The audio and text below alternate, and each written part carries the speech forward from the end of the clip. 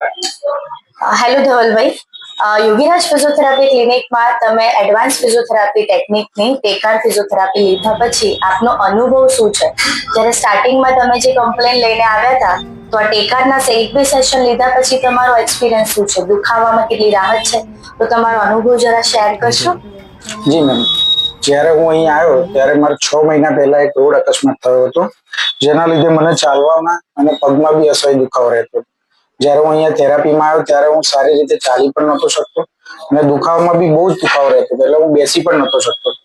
જ્યારે મેં આ ટેકાર થેરાપી યુઝ કરી આનો ઉપયોગ કર્યો ત્યારથી મને 2 થી 3 જ દિવસમાં દુખાવામાં 70 થી 80% થી 100% જેવો રાહત ફરક પડી ગયો છે. આજે મને પગમાં એટલો બધો દુખાવો બી નથી અને હું પહેલા કરતા બહુ જ સારી રીતે ચાલી પણ શકું છું, બેસી પણ શકું છું અને બધા વર્ક સારી રીતે કરી શકું છું. હું તો એમ કહું છું કે જો કોઈ વ્યક્તિને પગમાં કે ગમે તે કોઈ બી શરીરના અંગમાં દુખાવો રહેતો હોય તો આ ટેકાર થેરાપી યુઝ કરવી જોઈએ, અહીં આવવું જોઈએ અને આ મશીનનો ઉપયોગ કરવો જોઈએ તો એ દુખાવામાં 100% રાહત અને બહુ ઝડપી સારું રહેશે. Thank you Dhavalbhai. બીજું એક કેવું છે કે આપણે યોગીરાજ ફિઝિયોથેરાપીમાં જ્યારે તમે ટ્રીટમેન્ટ લો છો, ટેકાર થેરાપી એક મશીનની ઇલેક્ટ્રોથેરાપી છે, પણ એના પછી તમે જે અહીંયા કસરત કરાવો છો, જે બધું કરો છો, તો એમાં તમારો કેવો અનુભવ છે?